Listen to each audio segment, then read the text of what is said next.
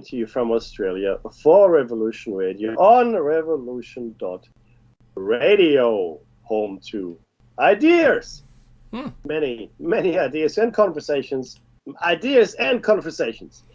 Get a tea or a cup of coffee or whatever your poison is and just enjoy the show.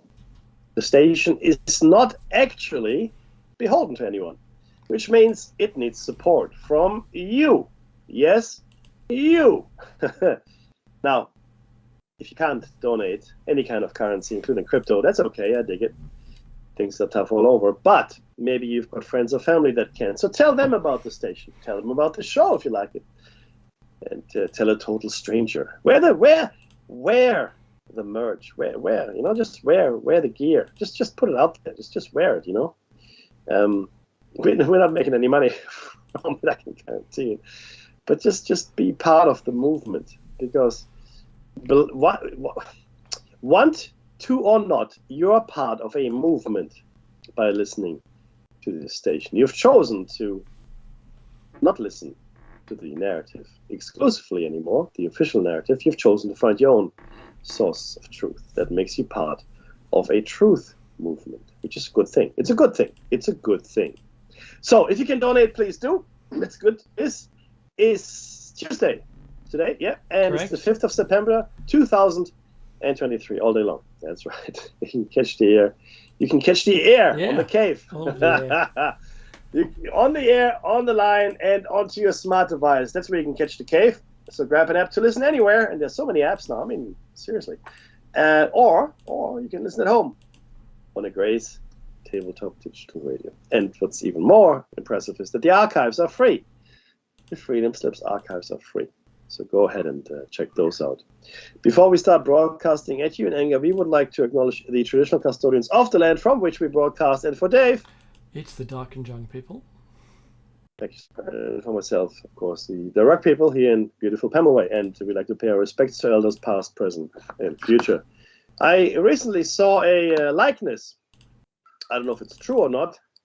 Just a warning here, I'm talking about the deceased person. To our indigenous listeners. Mm-hmm. But I saw a likeness of Pemulwuy, the warrior, the other day. Now, I don't know if it's true. I don't know if it's a true likeness or not. I really don't know, okay? But if it is, he was a handsome man. I can tell you that he was quite a handsome man, Pemulwuy. That's pretty cool, I think. But yeah, so I thought I just mentioned that. He did look like a warrior as well, so I guess sometimes you are what you look like. Dave. Yeah. Dave, what's happening? I got something. It's curable, I'm sure. It is. We are 3 days, Becky. 3 days into. This was 2 days ago. 3 days into. Out of winter. And we have parts of Queensland in catastrophic fire conditions already. Yeah.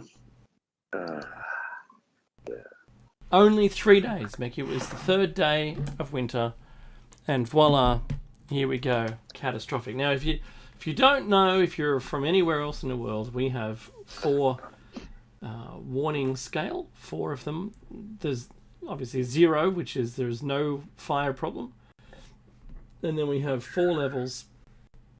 They added a new one, catastrophic, because the prior 5 levels weren't good enough. Now they've shortened it and made it consistent across the entirety of Australia. So it's the same message everywhere because every state had their own scale, which was very hard to translate between. Catastrophic means that even high, or whatever the scale words are. Green is not good. Green is bad. Yellow is worse. Red, and then red with black in it. Red, black stripes.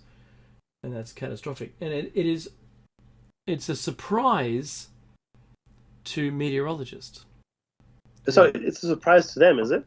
That we've already in catastrophic. Wow, okay. And I'm not surprised. So well, but yeah, I think neither use. It's a party for 2. It's all good. Yeah, table for 2. Thank you. Yeah, we booked. You know, you could have booked ahead. You know, was it the other day?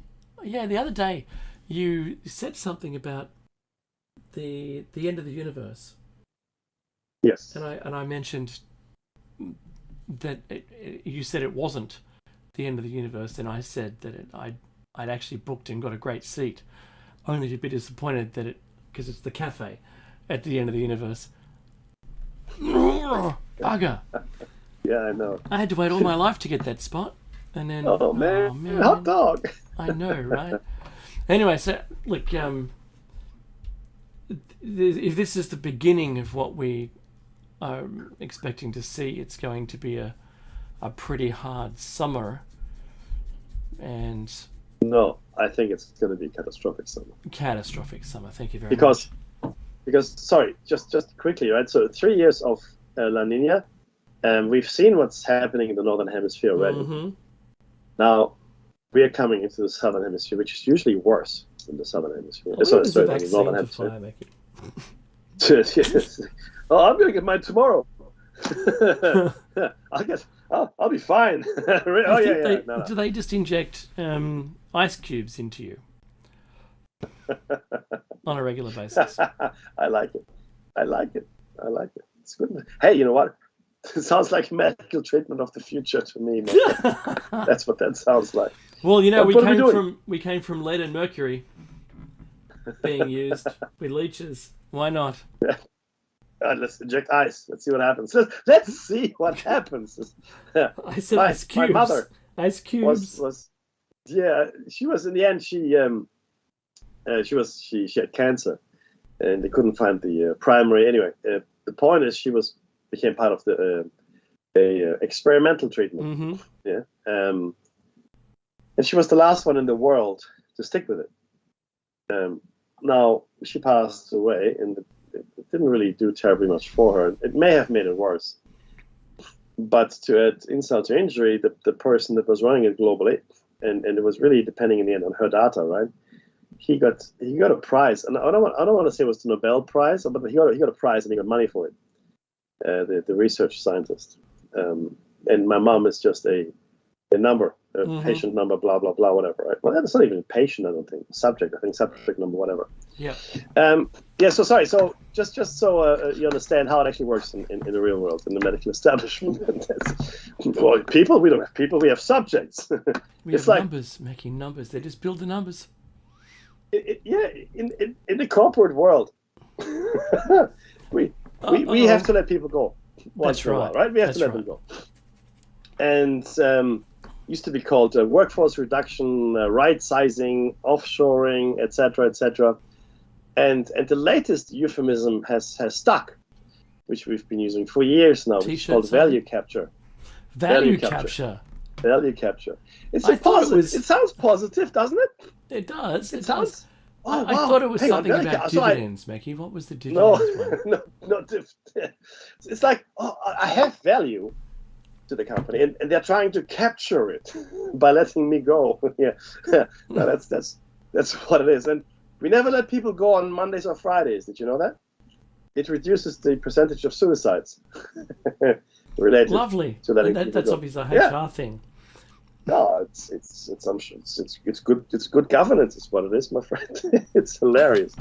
No, but look, and I actually made a lot of people redundant. I did. It's true. It's part of my job. A lot. Once I was held up at the airport. I was carrying a tactical pen, which I had traveled with on overseas trips. I love this story. Yep. So this is like, you might all know tactical pens. They're usually black, and there's a carbide-tipped end to it, which you can break glass with, etc., etc. It's like a kabuki pen, so it's like a martial arts pen, but it's still a pen, a ballpoint pen, as it were. And I get stopped in a domestic flight, and I go, "What's going on?" So and four cops come, 4. 3 stand back. It's just me. It's just little old me. Oh, well, I'm not that little, but still, it's just me, right? And 3 stand back, and one guy comes right up to my face. I mean, you know? Like two coaches at American football yelling at each other. Pretty much, except I didn't yell, right? But baseball. 100%. And he's ramrod straight. He's ramrod straight. Wow. He stands there, his legs are slightly apart, his hands are on his hips, and he starts talking to me, right? Do you know what this is? Do you know blah? And I said, well, look, my brother gave me a pen, and I don't know what it is. Well, it's a pen.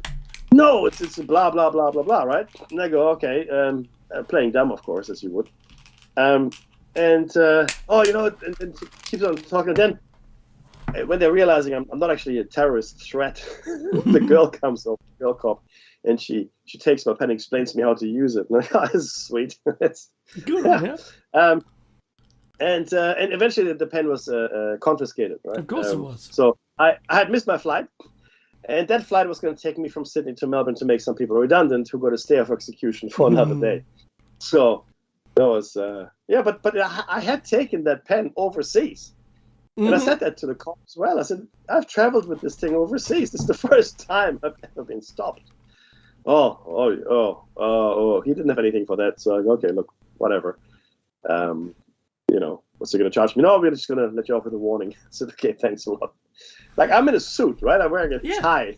Uh-huh. And I got my overnighter. I mean, I don't know. I mean, if I'm a terrorist, I'm in pretty good disguise, I'd say. Pretty good disguise. It's a crazy world, though. So, Mackie, and the thing is, I get nobody called. helped. Nobody. Sorry? Go on. No, sorry. Nobody. None of the lookers on or bystanders or whatever you call them. None of them obviously came to help me or ask what was wrong. They all just looked and moved along, right? Or some just kept looking at us. It was quite a spectacle. But not a single person helped me because the assumption is that I had done something wrong, right?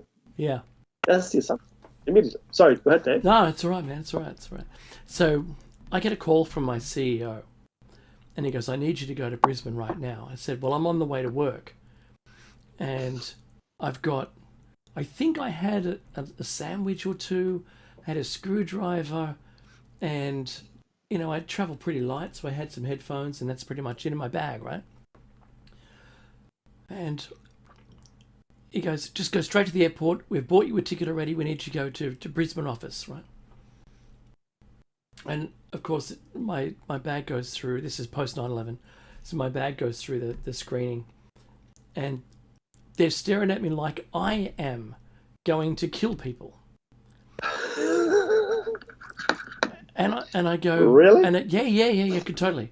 And you know the people that pull you aside to scan your bags for gunpowder or shit, right? Sorry, pardon me. Gunpowder or explosive residues. Right? Yeah. Oh, okay. Yeah. Right. They've got my bag now. It's come off the X-ray conveyor, and they're holding it with their security, their high-level security. They're not just the regular airport people. And they go, "What's in your bag?" And I go, "I don't know. Headphones and a screwdriver." You can't take a screwdriver on the aircraft. Oh, good Lord. Right? And I go, well, sorry, my CEO called me up and said, I'm an IT person and look me up. I'm on LinkedIn. I'm going to Brisbane. He said I'm meant to go there. Here's my ticket, blah, blah, blah, everything. No, we don't care about that. You can't take the screwdriver on board. I go, it's a screwdriver? It could kill people, And they did the very similar thing. My boot could kill people. They said, we have to confiscate it. I said, is there a locker that I can put it in? No, why would there be one of those? So I can get it on my way back? It's my favourite screwdriver. They looked at me truly like I was mad at this point. Mackie, if you've got your favourite, let's say this, if you're a car person, you have a favourite 10mm socket, you know what I'm talking about. Oh, 100%. It just feels right. Well, this screwdriver not only felt right, but it fit more than one size screw. So from an IT person's perspective, you only need the one. That's gold, buddy. It was sharp enough that it also those, you know what I'm saying? allowed you to get the larger screw heads, right? Mm-hmm. I forget what they call it. It's got a special name. And it was one of those ones that you can't buy. you only get when in those back in the day, you got it with a certain server kit or whatever. I forget what it was. Okay. I think it's like a size 8 or something, or 6. It's Yeah. a beautiful screwdriver. Anyway, it's gone. They just plopped it in the bin. But I tried to say, look, my flight's it's not urgent. Can we just check it? Can we check the bag rather than carry on? Too late for that. It's like, I imagine, if I go, too late for that, sunshine, right? That's not what they said, I'm paraphrasing, but no, I was not allowed. And there's a lady with knitting needles, she's not allowed to take those on. And I remember also another time, I had a first aid kit, unopened first aid kit. And those little tiny scissors. Little tiny baby. You know those little scissors. nail clippers that you get? You like your nail clippers that with the fulcrum and the lever? Yeah, and it can get you through your big adult toenail, yeah. Yeah. So, and I took it out because it was in my carry-on, right? It was my little vanity pack, and I had like a nail file in there, which in my mind was much more deadly than the nail clipper. That's right. But they let me keep that one. Wow. And I said to her, so this, and the girl goes, yes. And she was very friendly and apologetic because she could see the insanity of it all, right? Mm-hmm. And I said, so this nail clip is considered a lethal weapon. It's not even the size of my thumb. If I managed to ram it into someone's ear and follow it up with a bottle of beer, then I would kill them. Yes, I would. Other than that, I'd have a hard time even breaking the skin of someone. You couldn't even pinch the skin. That's right. And she goes, yes, those are the rules. And you see, in that I'm just sentence, following orders, Mickey. those are the rules, exactly. Mm-hmm. It's because, you see, the thing is this, right? And I try to explain this to people as well. There are very few people in life that are just the way they are. Gravity, yes, you can't really argue with that. The sun rising, all right? Mm-hmm. Radioactive materials, like anything natural like that, well, it is what it is. The laws and conventions we go by, the traditions that we have, the regulations, the rules are completely arbitrary. We made them up. And again, in large corporations, but it's the same in any organization, really, in government. You have these rules, and this is the rule, right, that it was made at some point by someone, and they put it in place, and here it is. And now that rule is there. And you can't do anything about it. Like, even if it's insane, even if the rule makes no sense, there's the rule. I'll give you an example. Most corporations seem to have an allergic reaction to what pay rises over a certain percentage. Mm-hmm. And it's not the money itself, it's the percentage. That's right. Most corporations that I know about have like a 10% limit. You'd be lucky if you got 10. Oh yeah, but I mean, forget anything past 10%, right? That's right. And 10% is it. But there's no good reason for it. Mm-hmm. You know what I mean? Because I had the argument many times, but I want to keep this person. They're really good. If I have to hire someone, it's going to cost me so much money. La la la. It doesn't matter. It doesn't matter because that's the convention. 10%. You can't do it. In fact, I had to get global CEO approval one time to get higher than that. So it makes no sense. And in fact, if people out there that work in the world in corporations, and if you know this, but to hire someone new is inordinately expensive. That's right. I lose the person that I have, yeah. And if I had given them 20% more, they would have stayed, mm-hmm. which would have been a lot cheaper than going through the hiring process. That's because right. the new person mm-hmm. is going to get market rates. Number That's one. Right.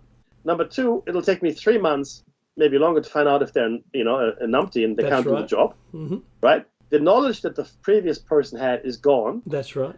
And on top of that, I have to pay a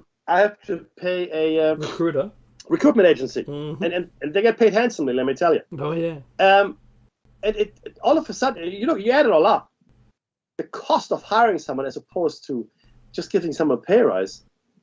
If you just look at the numbers, forget everything else. Just look at the numbers. It's not even an argument. It is $40,000 or $50,000 compared maybe to $10,000 or $15,000. That's right. And for the pay rise, I mean, right? I think. You're thinking, I've It's seen not. people leave Meki and come back as a contractor to earn way more. I know. Isn't that Same gold? job, same person, same knowledge, same skills. Yeah, but again, But they this wouldn't is get what the pay Plato's Cave. rise. Yeah, and look, that's what Plato's Cave is all about, to highlight Mhm. these insanities, Mhm. what we consider unbreakable rules. So, 5,000 years ago, Hammurabi had a codex, right? A law. He was a lawgiver, and he had laws. You know, there was Draco as well. He had, remember him? He was Greek Draco, the draconian laws. That's after him. Yeah, yeah. And in Solon, he was That takes me back. a lawgiver in Athens. Now, back then, those were the laws, right? But today, some laws might have survived, but for the most part, they haven't. Yet, we back then, that was it. That was it. You had to follow those rules. Those were the rules. Now, the rules are different. Now we follow these rules, and I find it really strange, Dave, Mhm. that we are so caught up in this rule following that we forget to ask whether or not it makes sense, whether or not, are these rules really worth following? Like in Nazi Germany, right? There were these courts, Nuremberg courts, believe it or not, that would sentence people to death for whatever reason. You're Jewish, you're communist, whatever, it doesn't matter. There wasn't really a trial, not really, and but that was done, and that's what people followed, right? But we now look at that people shouldn't have done that. You are doing the same today. There's right. no difference. Yes, maybe our laws aren't as harsh, but if you look at the death rates of indigenous people, Mhm. not just in Australia, maybe you should go, oh, maybe there's something wrong here, right? That's right. Because we're the same. We shouldn't hold up, our finger and wag our finger and go, oh, look at those bad Nazis over there. Oh, we could never do this. Oh. Yes, we are. That's exactly in America. In America, the single largest racial population in prison is African American. Mhm. It's the single largest group, and I think it's closely followed by people of a Latino background. That's I'm not right. sure, but Mhm. I think that's about right. But as percentages of the population is nowhere near what they're represented in the prison system. In the population, that's right. Yeah, Yeah, that's yeah. right. It's just not. It's not even close, Dave. Right? I mean, why do you think we just buy in so much? Because we're sold the fear. Becky, I wanted to add one last example of the plane thing, and then I'll hand it back. There was an old lady sitting, waiting for the plane, knitting, had knitted a considerable amount of material, and was not allowed to go through, was told they had to surrender the knitting needles. It's like, but it'll ruin my knit. I can't just abandon the needles now. It'll all unfurl. And she had to, and she did. She against much protest, but yeah, there was no way they were going to let this sweet old lady who turned pretty Karen pretty quick. Yeah, just crazy. So yes, Meki, you're right. The rules are just nuts, and we blindly follow them, but for some reason, because we're told to. In fact, from a trusting source, we think. Yes, you're right. You're mentioning the elderly lady. Mm-hmm. Triggered just a flashback to the lady that was tasered. But that's the thing. What was she going to do? And the lady that was tasered. I know, that's so awful. Yeah. I mean, so this is it's several levels worse. But I haven't heard peep about it. The story is dead. You won't. No, it's all done. So this 80-odd-year-old woman, as you remember, she was tasered because she was holding a kitchen knife or whatever. But I don't know what she was holding. But she is 80. Again, how much damage? Yeah, I mean, look, I don't know. I don't want to get injured, right? I don't. But I'm just putting myself in a cop's shoes here, right? Mm-hmm. I'm trained in a certain way, and I'm confronting danger all day long, right? And in your mind, there has to be something that says the danger that a 20-something drug dealer high on ice with a knife poses is fundamentally different to the danger that a demented 80-odd-year-old woman in a Zimmer frame, Right. frame, poses to me, holding maybe, even if she was holding a samurai sword. Okay? I mean, she's in a Zimmer frame. Even a lightsaber, Mackie. Just going to put it out Okay? there. Yeah. I mean, if push comes to shove, you just push or shove her. That's you don't right. taser her. Yeah. But remember the what happened in Bondi Beach some years ago? There was a guy there with a knife. Yep. And there were 3 or 4 cops around this guy. Mm-hmm. And he had a knife, fair enough, and maybe he was high on ice, maybe PCP, maybe who knows, angel dust, I don't know, but clearly, it back. Yep. and they shot him dead. Mm-hmm. But you've got 4 guys there with vests and such. They must have some rudimentary martial arts or self-defense training to at least to disarm people. They must have something. No, but think. Mackie, when your solution is the thing you're holding, I'm going to say, if you're holding a hammer, you want every problem to be a nail. Yes. And right? if you're holding an axe, you know what happens, right? or if you're holding a firearm, then that's the solution to any problem you've got. You're right, Dave. That's why they called the most successful gun that was ever produced in the olden days the Colt. It's a Colt. It's called the Peacemaker. Because that's what it was. It's like, there's some kind of ruckus going on. Bang! Not anymore. There isn't. No. There's a fly on the wall. Not anymore. We're done here. But if you're Elvis, I don't like what's on them television. Them there too. Didn't he shoot his own television? Dave, it's I don't know, man. I look at it, right? And I look at what we now consider our lives, right? Which are governed by fear and uncertainty, and or we better follow the rules, or we better sign over more of our liberties and freedoms, as it were. To be safer. It just what we've done in the last, I want to say 20 years, 25 years maybe.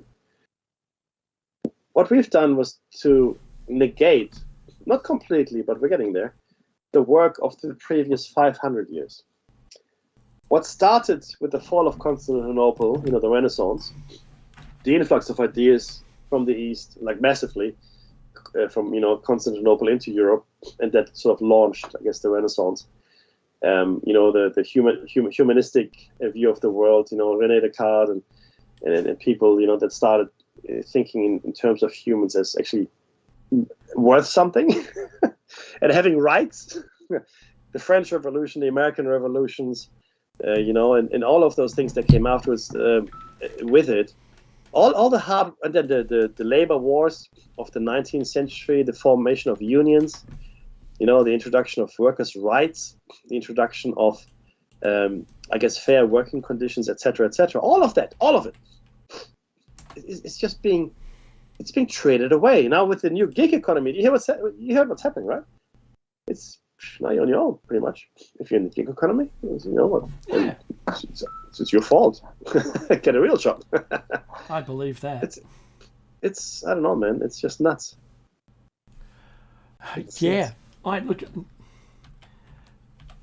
I've been watching too many very short videos on a particular platform, which I won't advertise, which is now relaying to the current people on the platform, the young people, Mackie, that everything that we've been saying over the last 11 years, and for what people knew about for the last 25 years, is being echoed in a beautifully consumable way about Agenda 21, depopulation. It's connecting big names that we have today with viruses. Let's just call it the Zika virus. You can add those things together. about the use of inoculations. There's going to skip the word inoculations in population control and birth control, and using food sources, genetic food sources. All of these messages, Becky, that I've been watching, these videos, are now very small, consumable little packages that are being shared and browsed, and people are learning. But how many, I wonder, of the people that watch it are taking in the real the actual message, and being able to process it and understand for what it means? Yeah. Yeah. No. Yeah. If it's a question, I would say very few, because you have to understand all those pieces of messaging, right? Because they're being, like you said, they're being presented as something, as something reasonable. It's reasonable, right? It's presented as something that it's like in some items even as almost inevitable, or something that should happen. Worse here, right? If you look at the Agenda 21, for example, right? Just let's take it for a second. So Agenda 21, you go out in the street today. In fact, it was probably stronger a little while ago, but you go out in the street today and say, well, do you think the world is suffering from overpopulation? And the answer, invariably, I reckon 80 to 90% will be yes. So what should we do? Well, we'd have to control the population. It's Agenda 21. I mean, people see, the thing is this: people say it, but they don't realize what they say. That's right. You know what I mean? It's like, here's a problem, and they've given you the solution, right? As overpopulation, population control. But what it means is, well, how do you actually do it? Look at China. China was the harshest country in enforcing its one-child policy. The harshest. Forced abortions, sterilizations. I mean, horrific. That's what we're talking about here. Okay? Not voluntary abstinence. God forbid. And now, of course, China's paying the price. There are not enough girls in China. Full stop. There's 5 million girls that are now missing from the population. Okay? From a statistical point of view. And you're right, Dave. People are... It's just being presented as something normal now, right? I mean, disclosure. Yes, UFOs are real. Silence. That's right. Silence. What? Guys! I'm gonna repeat this, Mackie, because I think it's truly important to repeat it. David Grush's comments that he made both to the Senate inquiry and to David Coulthard were approved comments. Yeah. He was allowed to talk about crash retrieval, aliens, non-human biology? No. What was it? What was that crazy word they made up? Not bionics. Oh, anyway. Oh, biologics. Biologics, that's right. Sorry, yeah, I forgot. Love that new word. It's not even a word, yeah, but yeah. Right? He was allowed, given permission to disclose all of that by the US military, I forget the department. You were what? Yeah. This isn't a whistleblower that's broken ranks to come out and tell us as a whistleblower. This guy quit, got permission, told us all, and where was the surprise? That's very interesting. Question. Yes. So, some of the questions that you must ask yourself is, are they interstellar? Are they extraterrestrial? They could be from another planet or even the moon in our own solar system. Or they could already be living here. Yeah. Maybe they always lived here. Yeah. Maybe they're just inhabiting at the moment. They're transient, they're universal vagrants. Maybe District 9 wasn't so far from the truth. Yeah. Maybe there is 74 or 73 different species, not to shock you while you're having your cup of joe in the morning at 7:36 a.m. Eastern.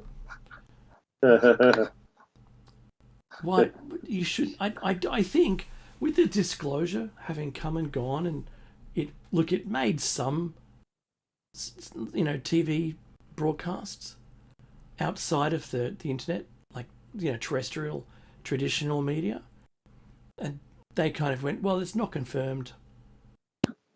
It's all unconfirmed. It's all kind of. We need more research. Kind of Well, the Pentagon went, what?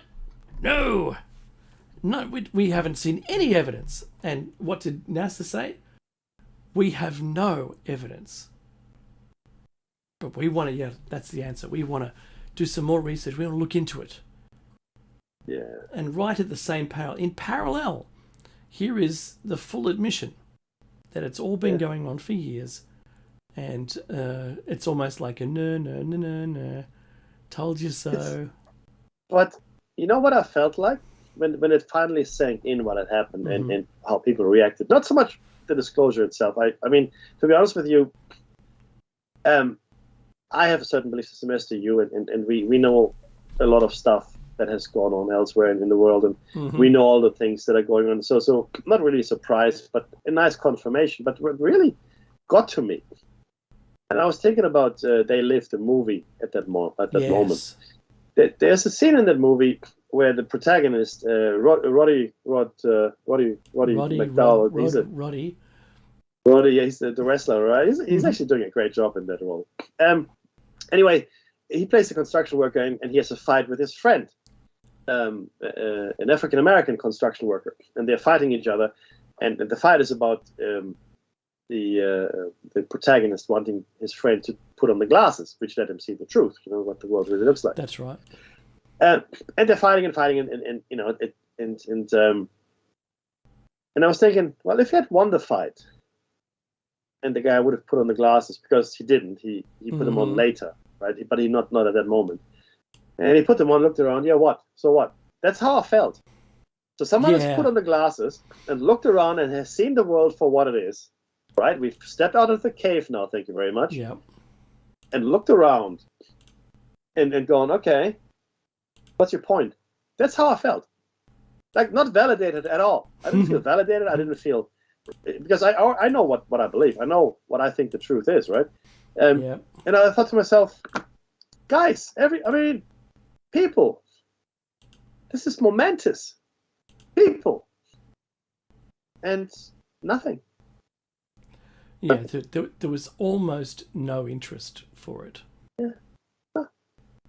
I mean, some of the commentators were saying, "Oh, this is everything the conspiracy theorists could ever have hoped for." That's right. And I'm thinking, this is no longer a conspiracy theory, buddy. How can you say that? That's right. What are you doing? Yeah, because they couldn't take it too seriously, Becky. Because remember, was it Orson Welles that did the? Yes. And on radio, it freaked people out. The radio broadcast. Yeah. So it's radio play. Yes. Yeah. And people believed it was a thing. They really believed that the Martians had finally come. That's right. And attacked us. And but see, that was then. So people were very different then. They weren't as, and this is really important to understand. Even when you think you're not in the cave, you're in the cave. All right. Yeah. You carry the cave around with you everywhere you go. Your mind, most people's minds, are so indoctrinated, so over caffeinated, sugar fed, chemically, I guess lobotomized in some instances. And attention spans have really shrunk to, like, what is it? Is it 20 seconds on TikTok or Twitter? Or 20 seconds, 15 right? seconds or whatever it is, yeah. 15 seconds, thank you. 15 seconds! There's nothing meaningful in 15 seconds that could be done in 15 seconds. It just couldn't. You couldn't do anything meaningful in 15 seconds. You consume a lot of it, though. You can have a, it's like, I reckon you watch one TikTok thing, and then an hour later, while you have watched more TikTok in between, I'll ask you, what did you watch an hour ago? You will have no idea. That's right. None. That's where we are. We are doing this to ourselves and our children. And it's clever, though. And again, Brave New World, 1984, they're coming nicely. In fact, Brave New World is what's happening. That's the post-apocalypse. Yeah. The 1984, the harsh, that didn't happen. That would have happened under the Nazis and the Soviets. That's right. Okay, that's 1984. But what we have is Brave New World. That's what's happening today, which is the, the soma, the drug. Yeah, that's right. And the willing submission of the population, which is what Brave New World is all about. There's no violence in Brave New World per se. Yeah, it's all chemicals and submission and psychology, but no brutality per se. People want this. People, they long for it, and we like to buy into the story because it makes us comfortable and we're not required to think, Dave. I know, doesn't it? Let's just do the hooks to the work. Yeah, that's right. Just smile, just relax. I've got to make a point here, Mackie. I did share with you because Mackie and I are still looking into finding true evidence that the Lahaina, all of the Lahaina stories and rumors. We found some recently, and I've just posted one for Mackie in our chat, and it does appear as though there were roadblocks to block off Front Street, and that's just can't be good. But I was going to say, the Mitch McConnell problem, where he was like a deer in headlights and just standing there looking at people grinning. Oh, yeah. And his aide was a complete champion, Yeah. and didn't let anyone fuss him, took care of him, guided him back to reality again, and then he continued. So, but I think that was 90 whole seconds. 90 seconds of not knowing where he was. That's exactly how long it was, man. Yeah. That's terrifying, to be honest with you. Yeah. So I know we asked this before, but this is Plato's Cave, Mackie, and I wanted to ask the same question. How old is too old? I mean, can you make a blanket statement about age like that, or is it the individual? I mean, some people you look at, they're 20 and they look like they're 5,000 years old, right? That's and right. others are in their 80s, and you think, oh, geez, you're pretty fit. Mm-hmm. So I think it has to be a test of capacity and faculties. So irrespective of age, what I think should happen, and this is funny. Sorry, well, you just triggered me, man. Here we go. In America, but most countries, if you hold a position of power, and I mean a power in the sense of secrecy or military capability or anything like that, right? So where whatever you do could affect millions, for instance, right? Or have the possibility for catastrophic knock-on effects.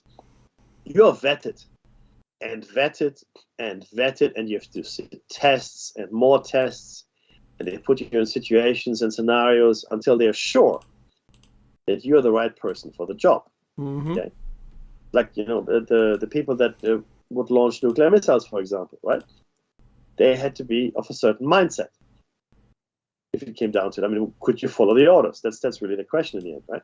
And could you do so without actually going insane? However, the president of the United States, in fact, any politician that is elected, undergoes exactly no tests. Zero. Yeah. None. Nada. So how is it that every person up to, but not including the president, has to undergo rigorous testing in the chain of command, right? Because you're dealing with serious stuff here. And then they have to follow the orders of a person who could be a complete nutcase. That's insane, if you ask me. And that's where it comes to your point. We need to test people for their suitability, I think is maybe the best word. Are they suitable for this position? It's not whether or not you want to be president or prime minister or, a premier or whatever the title is. It doesn't really matter, right? Are you suitable? Not do you want to do it? Did you grease the right palms? Do you have the right political connections? None of that should matter. And our psychology or our understanding of psychology is far enough advanced, in my opinion, to render a verdict on your suitability. I'd like to see it. Yeah, remember how much effort they put in to try and disprove Trump's cognitive abilities? I know, but good on him. He actually set the test. Good for him. He sat the test, and well, I'm not sure that Biden would pass. No, I have no doubt he would. Well, no doubt. All right, and then I'm not sure what Mitch McConnell was thinking. At that point, Mitch McConnell wasn't thinking. He was in a fugue state. It's in psychology. Yeah, that's sort of it's like in psychological terms. Yeah, kind of. You're kind of lost. Yeah, and it's like, when that word is on the tip of your tongue and you can't say it. Yeah, but that's for every single faculty. Yes, and for 90 seconds. I know how to breathe. I know how not to soil myself. Lucky they're on auto. Yeah. Yeah. So that's it's he was in a fugue state, and I have no doubt in my mind. He almost looked like when my children were very young and in nappies. Mm-hmm. That's almost the look that they gave when they were soiling themselves. Yeah. It's a release. Because in a fugue state, you're released from all your worries. Oh, yeah. You know what I mean? Like, no, everything's fine. I'm good. Did all that peyote come back, did it? Is that what happened? That can happen, buddy. Mitch? Hello. But, see, and again, it comes to, at that point, I would still argue for suitability. Is he still suitable for that role? Because I hate to see any country governed by people that are already sitting in the grave. It's not 1 foot in the grave. They're sitting in the grave. The earth is being shoveled on, but they're still making decisions for the living, Yeah, pass. So look, I feel sorry for him because he must have moments where he believes he can do it. But, wow. Really? I know they were rebranding Kamala Harris. I saw a piece on that the other day. Rebranding. I don't know. They change her name, her hair color, her height, her speech patterns, maybe even her laugh. She could pass as somebody else. Rebranding. Is she going to finally admit that they didn't go to the border? That she didn't go to the border? How do you recover from that? No, we went to the border, okay, Dave? We went to the border. Okay. No. Have you been to the border? Look, we have. There is a border, and we are aware of it, and people have been there. Okay. And I like the answer. I really don't understand the question. I mean, you could say, "Have I been to Europe?" Yes, I've been to Europe. Look, Europe is a place. I'm aware of the place. Okay. I know people have gone to Europe. Okay. Yeah. I also understand that people already are in Europe, which we call Europeans. But see, there's an art form to this, Dave. Because I make it a sport. Please explain that. No, it is to not answer a question, right? Because if you listen to it, it's actually, and every politician does it. Oh, they all do it. Every last one. This is just a really stupid example I think for one. it's the worst example of it. The thing is, I know on the Christmas reel, it's so bad. Yeah, I know, but look, if you asked about corruption or your sexual habits or whatever, you go, okay, I get it, But this simple question is to whether or not have you ever been to the southern border? Yes or no, right? So obfuscation there seems silly at best, but I have never. Oh yeah, well, maybe a couple times. Well, maybe I have. most politicians never give you the answer to the question that you ask. No, they'll give you their answer to a question that was never asked. They will tell you what they want everybody to hear. Because you holding a microphone up to a politician or camera, that's not your opportunity. That's their opportunity. That's right. Yeah. To speak their message. That's their opportunity. Yeah. It's not for you. It's for them. That's right. No, I know. But you know what? A responsible politician who knew that they could answer the question and still get away with it, instead of doing whatever that was, Kamala could have simply said, look, we're planning on going and checking out the issue down there at the border, and in a couple of weeks' time we'll have something prepared. Yeah, that's a good answer. To address it. I mean, you can't be shot with a microphone. No. If you're being honest. See, have we come so far that the politician's first instinct is not the truth? That's You know what I mean? Mm-hmm. It's like this instance is probably it's blatant because it's unnecessary. That's right. This is not something you need to lie about. You haven't been to the border, okay? But you know what?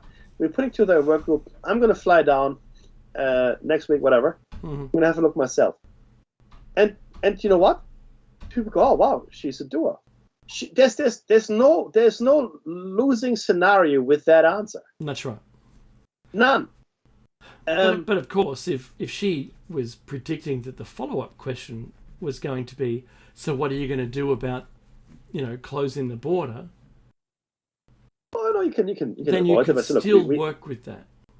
Yeah, you would say things like, oh look, first we have to go and see what it is. Then we have to talk to our counterparts across the border. We have to talk to the people on the ground. We have to talk to the people that live in these areas, and we also have to talk to the people that are coming into our country. That's right. Why are you coming? How are you getting here? And what do you expect to find once you get here, right?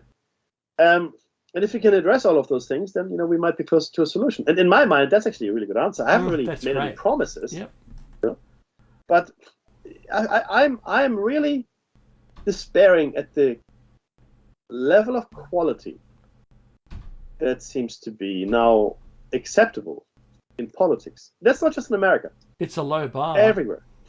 Yeah, is there a bar now? Do we still have a bar? I don't know. I think it's buried deep in the ground. Over. I don't think there's a bar. I really don't. I think they've taken the bar. Nobody wanted to do limbo anymore. The government sold the bar, Mackie. Yeah, I saw this really cool thing on YouTube. I saw this girl. She was on roller skates or something, and the limbo bar was, I want to say, 15 centimeters off the floor. Wow. All right. Yeah. Like, and she, on roller skates, she managed to go into a full split. Yeah. Right. And just skate under it with her, like a whole body sort of, like under it, like stretched out. It must have been, obviously her head is a certain height, and it's just that's the limitation. Yeah. But she managed to go under it. It was just a phenomenal thing to see.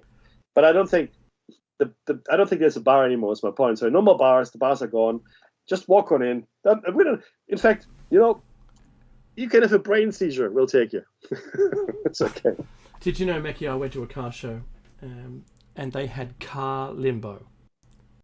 Oh wow! Yeah, so all the people who had airbags in their cars, they could lower their cars down and get under the bar, and it would come down, and it was filtering out this big row of cars, until there was one of those American, the ones that bounce up and down, with just a windscreen.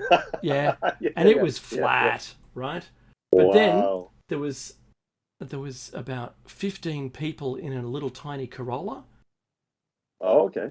they filled it like a clown car, and it won. Oh, wow. Yeah, because it was crushed. The suspension was crushed, and it made it. But look, we're run out of time, Mackie. We're run out of time. You're kidding.